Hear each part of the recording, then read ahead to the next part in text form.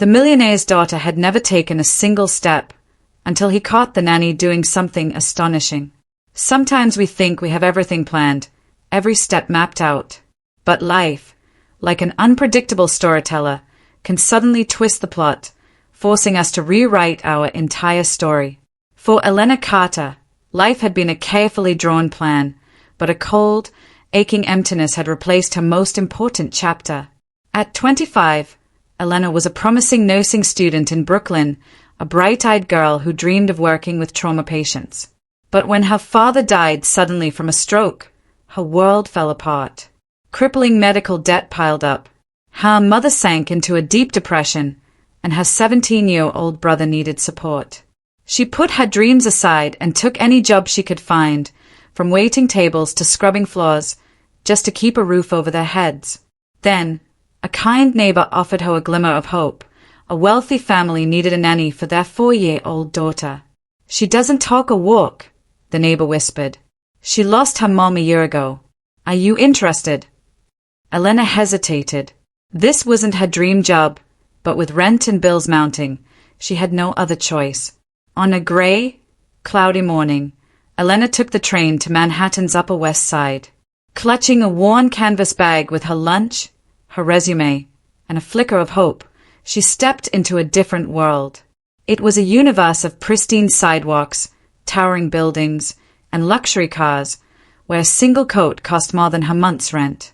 Elena felt like a stranger in someone else's dream, but she held her head high and walked on, her heart pounding.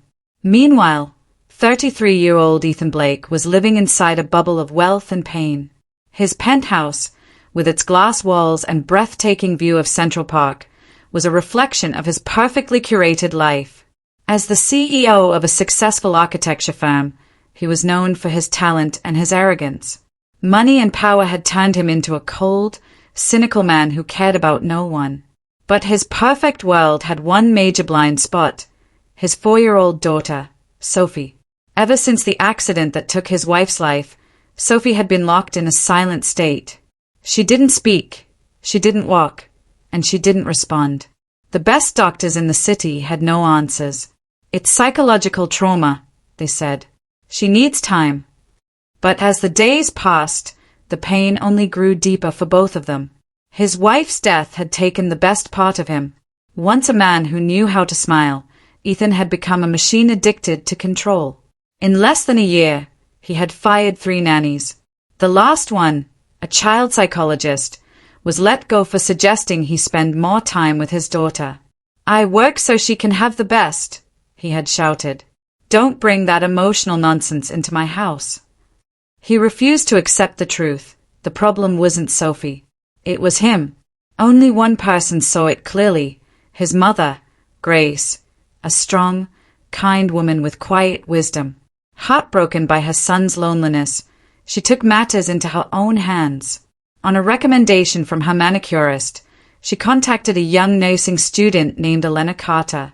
One brief interview and one look into Elena's sad, resilient eyes was all it took to convince her. That morning, as Ethan was reading a project report, the intercom buzzed. "She's here, Ethan. Her name is Elena. Be kind to her," his mother's gentle voice said. He switched off the intercom, jaw tightening. Another nanny, another failure waiting to happen. The private elevator door slid open, and Grace stepped in with her usual warm smile. Beside her stood Elena, looking like a fragile butterfly about to be crushed. "Ethan, this is Elena. Elena, my son." The first glance was electric, and not in a good way. He looked at her from head to toe with quiet contempt. She, though timid, had a quiet strength that unsettled him. Her eyes were like a deep well, filled with sorrow and a flicker of hope he couldn't understand. Her simple presence felt like a slap to his perfectly polished world. "Welcome," he muttered flatly. Sensing the tension, Grace stepped in. "Ethan, go on to your office. Elena, come with me. I'll give you a tour and introduce you to little Sophie." Ethan stood, didn't look back, and walked straight into his office, slamming the door shut. A chill ran down Elena's spine. This opportunity now felt like a nightmare. But when she met Grace's encouraging gaze, she took a deep breath. She was here for her mother and her brother. She would not give up. The penthouse, with its sleek furniture, expensive art, and breathtaking views, felt more like a luxurious tomb than a home. There was no warmth, no life, just layers of glamour piled atop a deep emptiness. Grace led Elena down the hall to a quiet room. She spends most of her time here, Grace said softly. The room was a child's dream, with high-tech toys and a princess bed. But in the center sat a small girl with dark hair and sad eyes, curled up in a corner, clutching a worn-out plush rabbit. Her name was Sophie, and her silence echoed through the room louder than any sound. Elena felt a tight knot form in her throat. The child was a mirror, a living reflection of her own pain. Sophie was trapped in a golden cage, while Elena had spent her life fighting to survive. But in both their hearts lived the same hollow ache, the same unspoken loss. The door creaked open as if what lay beyond needed to stay untouched. Elena stepped inside, and for the first time, she saw Sophie. The little girl sat on a cream-colored rug, hugging a teddy bear, her eyes staring blankly out the window. Her fine blonde hair was gently tousled, and her grey eyes held a sadness so heavy it seemed to quiet the air around her. There was no sound, just silence, thick, heavy, and aching. "Hi there," Elena whispered, crouching a few feet away.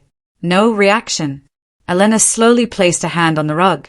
She pulled a picture book from her bag. "I brought a storybook. Do you want to see it?" Still no answer. Sophie remained focused on the world outside, as if everything real, everything safe, was somewhere without pain or memories. Ethan stood at the door, arms crossed. "She hasn't spoken in a year," he said quietly. "After her mother's accident, it was like she just disappeared. Just make sure she doesn't hurt herself. That's all." "She needs more than that," Elena replied, her voice soft as a breath. Ethan glanced at her warily. "Don't think you can save anyone here, Miss Carter. This isn't some feel-good drama." He turned and left, leaving Elena in the still room with a silent child and a storm of emotions she hadn't yet named. Elena didn't know whether to cry or smile. But then she looked at Sophie and recognized that look in her eyes. It was the same one she'd seen in the mirror after her father died. The same one her mother wore when she stopped eating. The same one her brother tried to hide. That silence, Elena realized, wasn't empty. It was a cry for help no one had heard. The first days passed in a heavy, suffocating silence. The echo of Elena's footsteps was often the only sound in the sprawling penthouse. Ethan carried on with his life like a machine. Morning workouts, back-to-back meetings, endless emails. Her presence was like that of a ghost. He saw her but didn't truly look. Their relationship was cold, distant, defined by boundaries he never let her cross. Ethan, a man who prided himself on being the sole pillar of his household, simply ignored the nanny's existence. That indifference brought Elena both relief and anxiety. Their interactions were brief, tense, and filled with curt nods and sharp glances. One morning in the kitchen, Elena was making fresh juice for Sophie. Bathed in sunlight, she wore a simple apron, her face calm and focused. Ethan rushed down the stairs, his tie askew. He paused, and for a fleeting second, he saw her. The scene looked normal, domestic, like a family, something he once had and had lost. He quickly turned away, scowling deeper. "What are you doing?" he barked. "Strawberry juice for Sophie. It's her favorite," Elena replied without turning. "Don't give her strawberry. She's allergic," he snapped. "But Mrs. Grace told me," Elena started to explain. "My mother doesn't know everything," he cut her off. "Make orange juice instead." He grabbed an apple and walked out without another word. Elena stood frozen, tears stinging her eyes. She knew for a fact Sophie wasn't allergic to strawberries. It was something Anna, Sophie's late mother, had once confirmed to Grace. Ethan wasn't protecting his daughter, he was lashing out at the only person he could still control. Still, she made the orange juice, but the bitterness of humiliation stayed with her all day. Slowly, Elena began building a quiet bridge to Sophie. The little girl who once sat silently in the corner now watched her with curious eyes. Elena never forced her. She was simply there, singing gentle lullabies, reading stories with silly voices, and most of all, touching her. Her touch, soft and maternal, became the only language Sophie would accept. Then, one rainy day, the skies over New York were gray, and rain drummed steadily on the penthouse windows. But Elena refused to let the weather decide the mood. She sat on the floor, laying out a mat in the middle of the room. "We're having a little concert today," she whispered. Sophie sat, as always, holding her teddy bear, eyes fixed on the window. But Elena didn't mind. She picked up a tiny hand puppet and her voice shifted, cheerful and playful. "Hello, I'm Mr. Dinosaur. Anyone in my way will be Hashu." She fake sneezed so hard that she fell backward, legs kicking wildly in the air like an overturned beetle. It was ridiculous, absurd, and it worked. A tiny, soft sound, like a breeze, escaped from Sophie. It was laughter. Elena sat up quickly. Sophie had covered her mouth as if even she didn't believe the sound had come from her. Her grey eyes were wide, startled, and then another giggle, slightly louder, but still quiet and real. Elena said nothing. She just smiled and continued the puppet act, this time just to make Sophie laugh again. At the same time, Ethan, working in his office, heard the sound through the cracked door. He stood abruptly, confused, unsure if he'd imagined it. He stepped out, following the delicate thread of sound, the laughter he hadn't heard in a year. And there in the room, he saw it. Elena lying on the floor, legs in the air, performing a ridiculous dinosaur show, and Sophie, his daughter, was lying on top of her, eyes bright, lips curled, shoulders shaking with soft giggles. Ethan froze. The scene was simple and peaceful, but to him, it hit like a fist to the chest. It had been so long since he'd seen her like that. His eyes stung, part joy, part guilt. He didn't walk in. He quietly stepped back, closing the door without a sound. Back at his desk, he stared at the unfinished architectural plans. But they meant nothing now. Only that laughter echoed in his mind, once ordinary, now more precious than anything he'd ever built. The next morning, the first sunlight after days of rain filtered through the massive windows, casting golden stripes across the polished wooden floor. The penthouse felt brighter, but the air was still heavy with tension. Elena was in the playroom with Sophie. Lately, the little girl had begun showing signs of awareness, glancing over during stories, occasionally moving her lips as if to respond. Small steps, but full of hope. Today, Elena decided to try something different. From her bag, she pulled out a large therapy ball, something she'd kept since her nursing school days. She knew the routine: have the child sit on the ball, hold them gently, and move slowly to activate core muscles and balance. At first, Sophie tensed, but Elena was patient. "It's just a game," she whispered, "like sitting on the moon." Bathed in the morning light, Sophie sat on the ball, hugging her teddy bear, gently rocking as Elena guided her movements. Her tiny legs began to engage, her back straightened ever so slightly, and then the door slammed open. Ethan stood in the doorway, eyes wide, face flushed with anger. He saw his daughter on the large therapy ball, clutching her bear, while Elena steadied her from behind. "What the hell are you doing?" he roared, his voice booming with fury. Elena froze. Sophie immediately recoiled, clutching her teddy tighter. The ball came to a stop. The room turned to stone. "This is a basic therapy technique," Elena said, trying to keep her voice calm. "I learned it in school. It helps Sophie." "You're a nanny, not a physical therapist," Ethan snapped, storming into the room. "I've hired the best specialists. You think you can do what they couldn't." Elena took a step back, shame flushing through her. "I'm not trying to replace anyone. I'm just trying to help. She needs to move. She's making progress." "No one asked you to do that," Ethan said coldly. "Don't risk my daughter like this again." He stepped forward, lifting Sophie off the ball. The little girl trembled, clinging to his shoulders, burying her face into his neck. Elena watched, her chest tightening painfully. Ethan left the room without another word. Suddenly, the space felt hollow, as if all the air had been sucked out. Elena stood still, her hands resting on the softball. Once a symbol of hope, now the reason for a storm. A single tear fell, then another. She wasn't crying because she'd been yelled at. She cried because a door had just slammed shut just when it had started to open. Ethan carried his daughter upstairs, gently placed her in her crib, and hummed a lullaby Annie used to sing. But his heart was in turmoil. The image of Elena, strong, steady, and full of hope, unsettled him. Not because she had hope, but because he no longer did. He felt like a failure, a powerless father. Anna's death hadn't just taken his wife, it had taken his belief in dreams. Now Elena, with her quiet strength and relentless will, was like a mirror reflecting every flaw he tried to bury.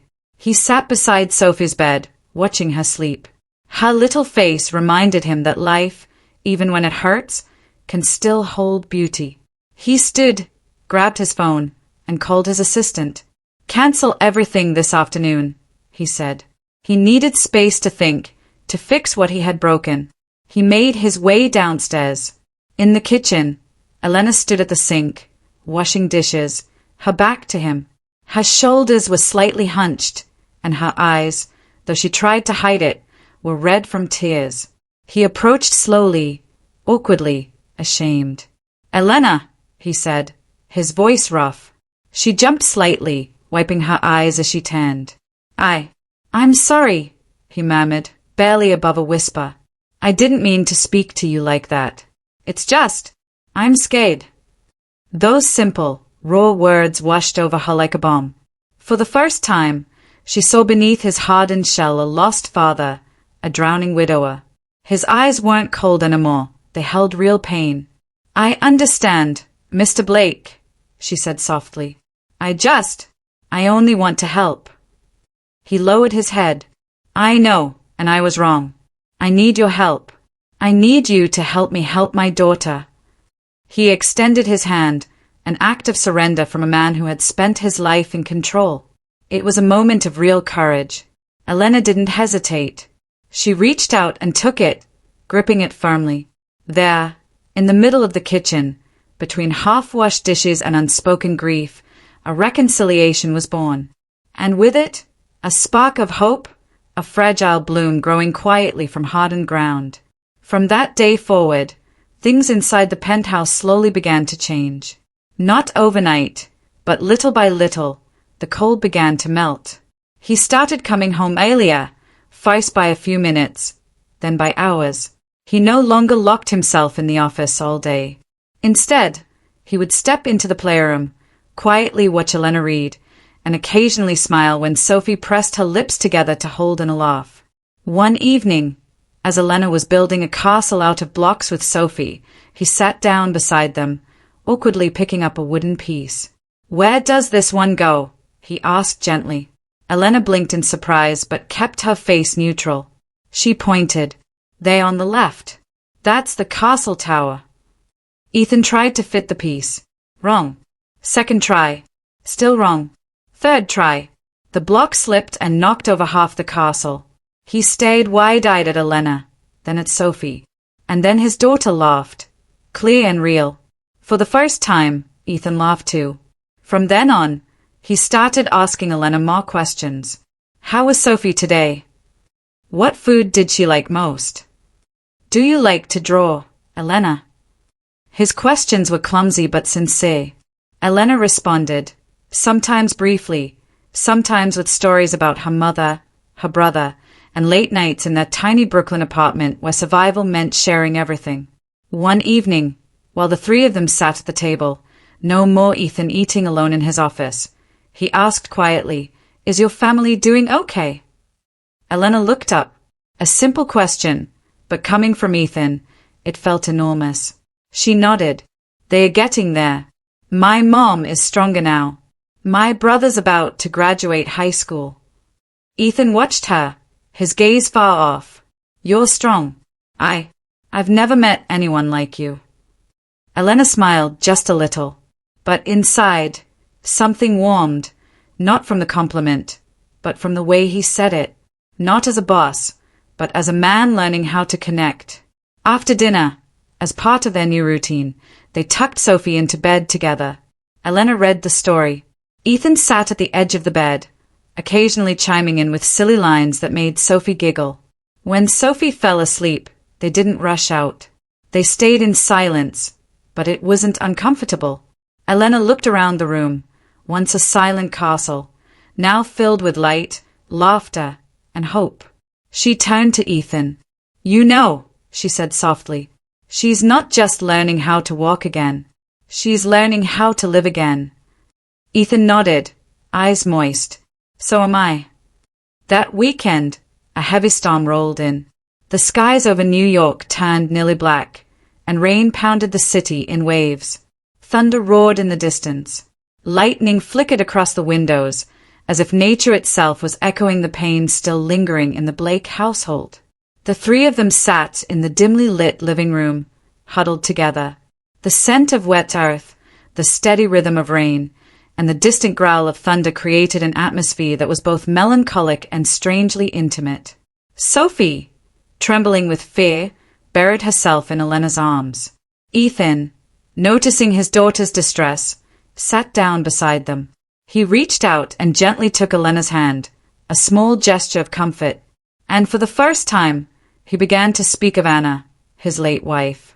"She was the most incredible woman I've ever known," he said, his voice breaking. "She was full of life. She had dreams. She was the light of my world." Elena said nothing. She just listened, her eyes misted with emotion. She understood. He needed to say these words. He needed to release himself from the weight of grief and guilt that had been silently crushing him for so long. Ethan spoke of the accident, of the guilt, of the nightmare of losing the woman he loved. "I used to be arrogant," he admitted. "I thought money could fix everything. But then I lost her, and I nearly lost my daughter too. I became someone else, Elena, a monster, a man I didn't even recognize." Elena leaned forward and wrapped her arms around him, a simple hug, but sincere, the kind of embrace only someone who truly understands pain could offer. "You're not a monster, Ethan," she whispered. "You're a father who got lost, but you're trying to find your way back, and that's what matters." Ethan clung to her, and then the tears came, the tears he had held back for far too long. They fell quietly like the rain. The storm passed, and with it, the pain began to ease, just a little. Ethan and Elena, now bound more deeply than ever, sat quietly with Sophie between them. What had started as a fragile connection born from loss was slowly becoming something more, something deeper, something real. That afternoon, Central Park basked in soft golden sunlight. The leaves had begun to change color, rustling in the breeze. Elena and Ethan sat on a bench while Sophie lay on a thin blanket, playing with her teddy bear, her eyes following the kites dancing in the distance. Ethan sighed, his eyes fixed on his daughter. "My little girl," he murmured. "She's like a broken piece slowly coming back together." Elena was quiet for a moment, then gently asked, "Have you ever thought about seeing a different kind of specialist for Sophie? A new approach?" Ethan turned to her, his brows slightly furrowed. "We've seen the best in New York. We've tried everything. Nothing changed. But what if it's not her body that's stuck?" Elena said softly, "What if it's her heart, her spirit? I read about a pediatric therapist in Seattle. He combines physical therapy with music, animals, and emotions. He's had real results with kids frozen by trauma." Ethan looked at her, his eyes full of hope, but also fear. "What if we fail again? But what if we don't?" Elena said, taking his hand, "What if this gives Sophie the chance to run, to jump, to live the childhood she deserves?" He squeezed her hand gently. There was something about the conviction in Elena's voice that made him feel a spark of light inside his chest. "We'll go," Ethan said after a pause. "Seattle, right?" Elena nodded. And so a week later, the three of them boarded a plane headed west, not with certainty, but with a fragile yet fierce hope. In Seattle, on a misty morning, they arrived at a small clinic tucked beneath towering pine trees. Dr. Jonathan Rivera greeted them with a gentle smile and a warm handshake. After the initial conversation, he knelt down to Sophie's level and extended his hand, not forcing, just waiting. Sophie looked at him, and for the first time with a stranger, she didn't pull away.